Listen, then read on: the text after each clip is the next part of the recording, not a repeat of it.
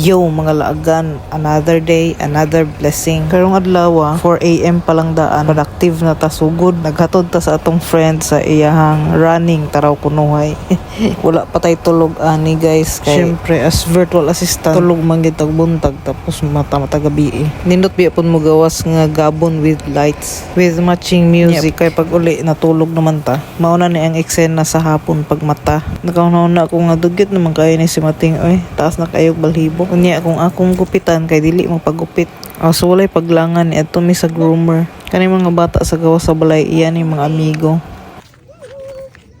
Diri na guys, tan-awag yun kung unsa ka unfair sa ako kay masuko kung akong guntingan tapos paglain ang mag-groom sa iya. Masugot ra siya, wala ra tanawa ra grabe kay ka unfair na kay di man magpagunting sa kuha na diha ka. Tuloy-luoy ra bagdag ko sig tan-aw. So while si Mating nagpag-groom dalikyat sa tagpamalit diri. Mura na gitag minyo ani kingita na matagluwag. So may mga nindot nga luwag diri kanang kahoy ba or kanang plastic or kaning metal nga medyo mahal gid sa ilahang tulo. So wala na ko nag-video kung sa pansulod ani guys. Iwali ka na to si Mating.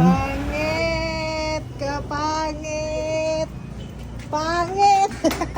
Dapat murag na ko'y gamay nga pagsisisi ani guys nga nung gipa-summer cut na ko ni siya ani pero para ra manggod gihapon ni sa iya. Igang manggod kayo para sa iyang balhibo nga baga kaayo. After giuli sa Mating, walking na sabta para sa ato ang lawas nga mabasko. Laag nga dala maka-benefit sa lawas sa ba. Kung taga San Francisco mo guys, kabalo mo kung asa ni dapit.